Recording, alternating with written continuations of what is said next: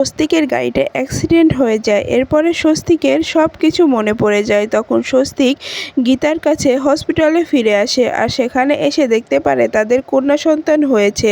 হ্যাঁ বন্ধুরা, এমনটাই দেখতে পাবেন গীতা এলএলবি ধারাবাহিকের আজকের এপিসোডে। বিস্তারিত জানতে ভিডিওটি না টেনে সম্পূর্ণ দেখতে থাকুন। গল্পের শুরুতেই দেখা যায় গিনি সবার সামনে বলতে থাকে যে কেউ আর ওদেরকে আটকানোর চেষ্টা করবে না, ওরা এখান থেকে চলে যেতে চাচ্ছে, ওরা এখান থেকে চলে যাস।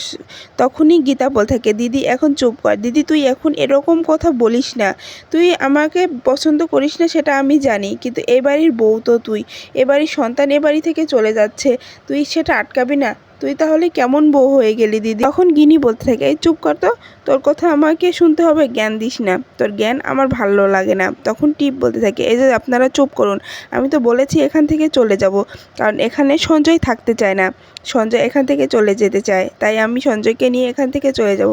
তখনই গীতা সঞ্জয়ের কাছে গিয়ে বলতে থাকে স্বস্তিকবাবু, আমি আপনার স্ত্রী, আপনি আমাকে চিনতে পারছেন না?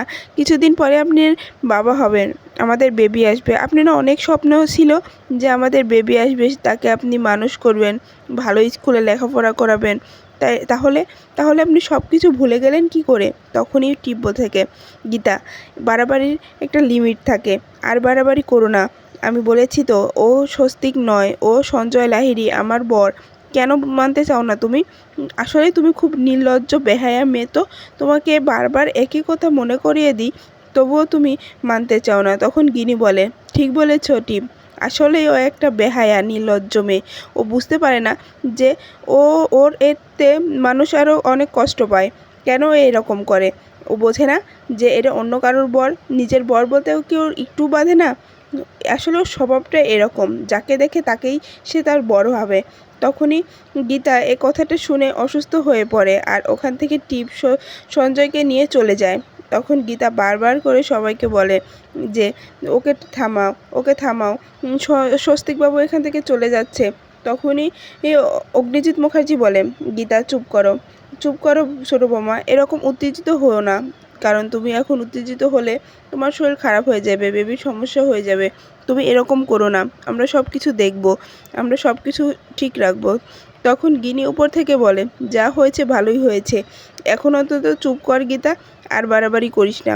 তখনই গীতা কারোর কথাই না শুনে তার অগ্নিজিৎ মুখার্জিকে বলে বাবা, বাবা আপনি আপনি স্বস্তিক বাবুকে ফেরান, বাবা মেহেক তোমার ছোটদাকে ফেরাও, তোমার ছোটদা এভাবে চলে যেতে পারে না, এভাবে চলে গেলে অনেক অনর্থ হয়ে যাবে, বাবা, বাবা আপনার ছেলেকে ফেরান, বাবা কিছু একটা করুন। তখন অগ্নিজিৎ মুখার্জি বলে গীতা চুপ করো, গীতা এরকম করে না, এরকম পাগলামো করতে হয় না। তখন গীতা মেহেককে নিয়ে সে স্বস্তিককে খোঁজার জন্য বাইরে চলে আসে আর অগ্নিজিৎ মুখার্জি ওদিক চিন্তায় পড়ে যায় যে আমার ছোটো বৌমার এত বড় সমস্যা, কিছুদিন পরে ডেলিভারি হবে, এখন যদি কিছু একটা হয়ে যায় তাহলে কি করব। এরপরে অন্যদিকে দেখা যায় স্বস্তিক গাড়ির মধ্যে সে সব কথা ভাবতে থাকে যে ও বাড়িতে কে কী বলেছিল না বলেছিল সব। তখন টিপ মনে মনে ভাবে যে আমি ওকে নিয়ে খুব তাড়াতাড়ি বিদেশে চলে যাব, ওকে এখানে রাখলে অনেক বড় সমস্যা হয়ে যাবে আমার, আমি সঞ্জয়কে ছাড়া বাঁচতে পারবো না।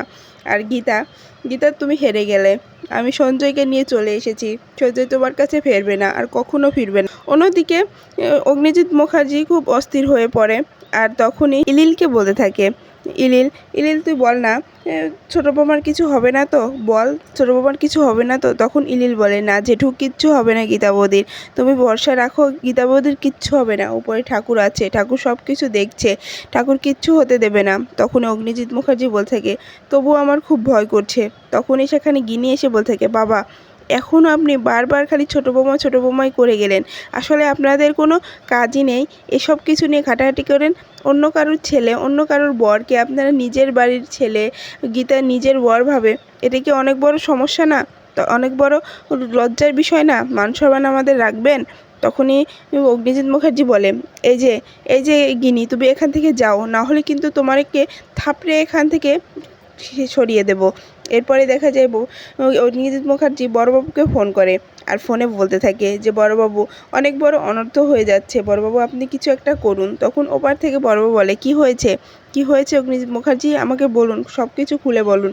তখনই অগ্নিজিৎ মুখার্জি বলে যে টিপ সঞ্জয়কে নিয়ে চলে গিয়েছে, এজন্য গীতাও ওর পিছনে ধাওয়া করতে চলে গিয়েছে।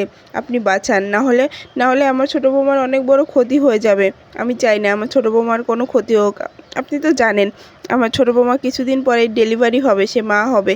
এখন যদি কোনো কিছু হয়ে যায় তাহলে কি হবে বুঝতে পারছেন তো বড়বাবু? তখনই বড়বাবু বলে আপনি চিন্তা করবেন না, অগ্নিকন্যার কিচ্ছু হতে দেব না। আমি তার দাদা হয়ে তার পাশে থাকবো। আমার আমার বোন হলে যেরকম আমি আগলে রাখতাম, ওই অগ্নিকন্যাকেও আমি ঠিক সেরকম করে আগলে রাখবো। আপনি চিন্তা করবেন না, আমি এখনই যাচ্ছি। এই বলে বড়বাবু ফোনটা কেটে দেয়। আর এদিকে অগ্নিজিৎ মুখার্জি খুব চিন্তায় পড়ে যায় আর বলে ইলিল কিছু হবে না তো ইলিল আমার খুব ভয় করছে। তখন ইলিল বলে না জেঠু, কিচ্ছু হবে না, ঠিক ছোটো বৌদি ছোটদাকে নিয়ে ঠিক ফিরে আসবে। এরপরে অন্যদিকে দেখা যায় সঞ্জয় আর টিম গাড়ি নিয়ে যাওয়ার পথে সেখানে ওদের গাড়িটা আটকায়। আর সঞ্জয় খুব রেগে যায় আর বলে কে আমাদের গাড়িটা আটকালো? কারোর কি খেয়ে কাজ নেই যে আমার গাড়িটা আটকালো? এই টিপ দেখো না কে আটকালো। তখন টিপ আর সঞ্জয় গাড়ি থেকে নেমে আসে আর সেখানে এসে দেখে কাব্বিয়ার সেখানে দাঁড়িয়ে আছে। আর তখন কাব্বিয়া বলে যে আমি যাকে পাইনি তাকে কেউই পাবে না। তুমি কি বলো তো? তুমি মরলে না, তুমি বেঁচে গেলে, কিন্তু এবার আমি সেটা আর হতে দেব না। এবার আমি আর তোমাকে বাঁচিয়ে রাখবো না। তখন টিপ বলে কে আপনি, কেন এসেছেন, কি চাচ্ছেন?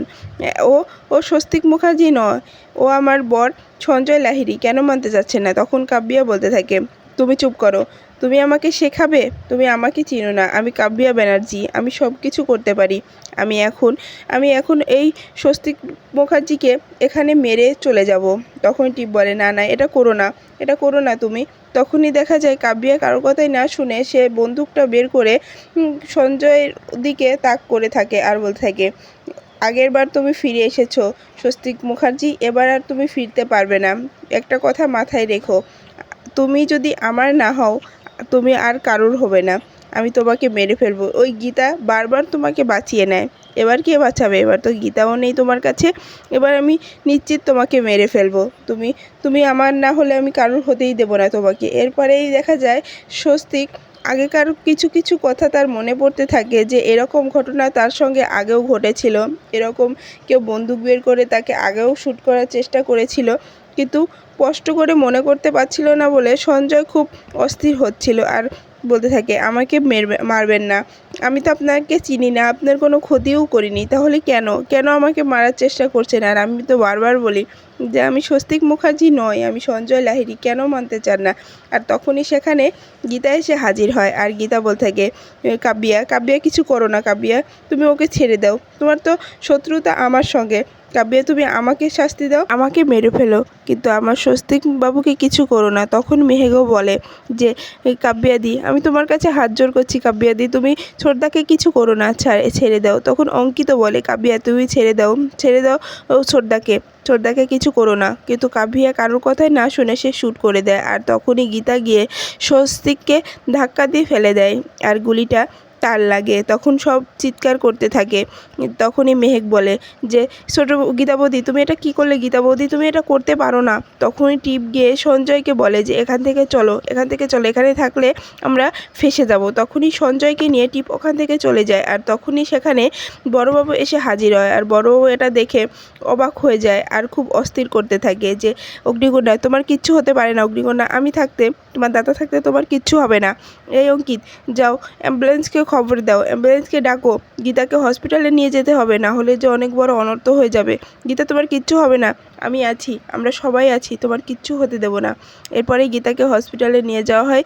এরপরে অন্যদিকে দেখা যায় সঞ্জয় সে গাড়িতে বসে সব কিছু ভাবতে থাকে যে এত সব কিছু কি সবই মিথ্যে, না এর মধ্যে টিপ যা বলছে সেগুলো মিথ্যে। ওরা যে বলছে আমি স্বস্তিক, আমার কেন জানি মনে হয় কিছু স্বপ্নের মতো লাগে আমার কাছে, যেটা আমি আগেও দেখেছি, স্বপ্ন দেখেছি হয়তো, কিন্তু মনে করতে পারি না বাস্তবটা কি, আমি মানতে পারি না। আমি কি করব? আমি কোন দিকে যাব? আমি ওই মহিলা গীতার দিকে যাব, না আমার স্ত্রী টিপের দিকে যাব? আর ও আমাকে যদি ভালো না বাসতো তাহলে ওভাবে আমাকে ধাক্কা দিয়ে সে নিজে গুলির আঘাত পেত না। কই টিপ তো আমাকে বাঁচাতে গেল না, টিপ তো ওখানে দাঁড়িয়েই ছিল। তখনই অন্যদিকে দেখা যায় মেহেক অগ্নিজিৎ মুখার্জিকে ফোন করে সে সব ঘটনা খুলে বলে যে গীতার গুলি লেগেছে, গীতাকে নিয়ে হসপিটালে যাওয়া হয়েছে। কথাটা শুনে অগ্নিজিৎ মুখার্জি অস্থির হয়ে পড়ে যে আমার ছোটো বৌমার তো কিছু হবে না, বল বল মেহেক আমার ছোটো বৌমার কিছু হবে না। তখনই চিৎকার করতে থাকে অগ্নিজিৎ মুখার্জি। আর সেখানে এসে তখনই ইলিল আর ঈশা বলতে থাকে যে কি হয়েছে জেঠু, কি হয়েছে বলো না, গীতাবতী ঠিক আছে তো জেঠু? তখন ইলিল বারবার করে বলে যে বলো বলো জেঠু কী হয়েছে। তখনই অগ্নিজিৎ মুখার্জি ইলিলকে বলে যে ইলিল অনেক বড় ক্ষতি হয়ে গেল, অনর্থ হয়ে গেল রে ইলিল। ইলিল ছোটো বৌমার গুলি লেগেছে, ছোটো বৌমা বাঁচবে তো বল, বেবিটা বাঁচবে তো, আমার নাতি বাঁচবে তো?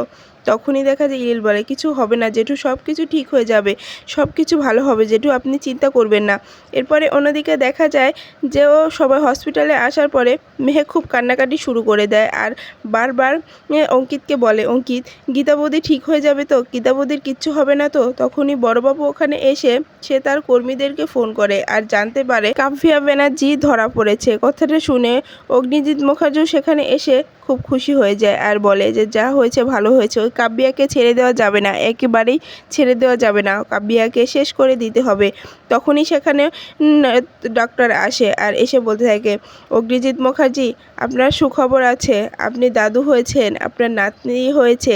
কথাটা শুনে সবাই খুশি হয়ে যায়। তখন বড়বাবু বলে যে যা হয়েছে ভালো হয়েছে। তাহলে অগ্নিজিৎ মুখার্জি আপনি দাদু হয়ে গেলেন তো না, আমি মামু হয়ে গেলাম না? আর তখনই সেখানে স্বস্তিক ফিরে আসে আর স্বস্তিকের সব কিছু মনে পড়ে যায়। হ্যাঁ বন্ধুরা, এই ছিল আজকের আপডেট। ভিডিওটি কেমন লাগলো কমেন্টস করে জানাতে ভুলবেন না। পরবর্তী আপডেট পেতে চাইলে চ্যানেলটি সাবস্ক্রাইব করে পাশে থাকা বেল বাটনটি অন করে রাখুন। ধন্যবাদ।